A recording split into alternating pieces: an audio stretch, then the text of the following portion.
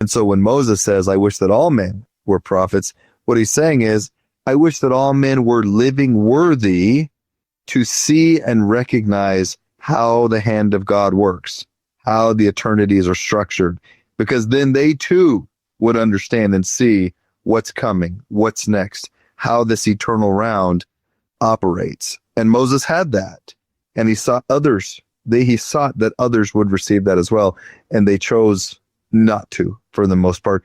And frankly, today, a lot of people choose not to. But if you truly seek, you can understand kind of this eternal round and how God works in a way in which you too can kind of predict a lot of what's going to happen next. Not because you're genius, not because you're better than anybody else, simply because you understand the Lord better and how he operates. Yeah, I like that you tied that into the eternal round.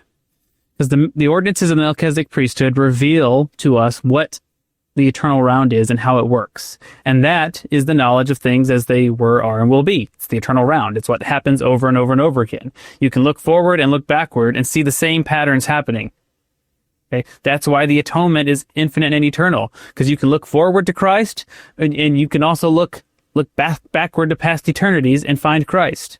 It's eternal. It's patterns that happen over and over again, right? That's why the Old Testament prophets could preach of Christ just as much as the New Testament prophets. It doesn't matter where you are relative to the atonement. It's infinite and eternal because it's an eternal round that always has happened and always will be happening.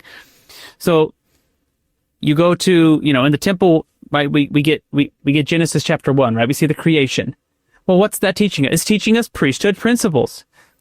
We're taught that the New Testament says that Christ created the world. Okay, the worlds were created and established on the order of the holy priesthood, the priesthood of the order of the Son of God.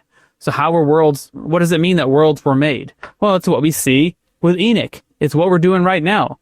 We're trying to use the priesthood to create a Zion society, a celestial society, built on that order and the principles that pertain to that order, right? Eternal truths.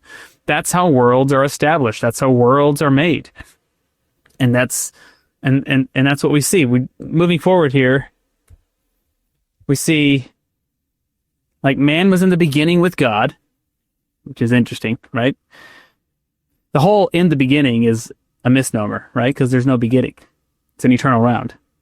But man and God are both eternal. As long as there has been a God, there has been men, which is eternal. No beginning, no end. Okay? Intelligence is eternal. Matter is eternal. All these things exist. Right? That's what we see in the creation. We see that intelligence exists. It's part of eternity. It's part of God, right? It's part of that priesthood order.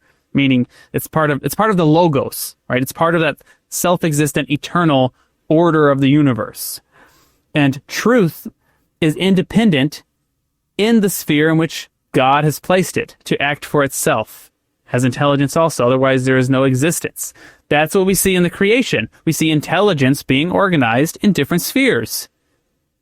Right? We see elements being organized. We see plants being organized, we see fish, we see animals being organized, and we see men being organized into telestial man, and then we see priesthood being administered to make telestial man into terrestrial man, and into celestial man, and ultimately into the image of God, right? Man being made into the image of God is the culmination of that creative process, which is always happening and is always ongoing.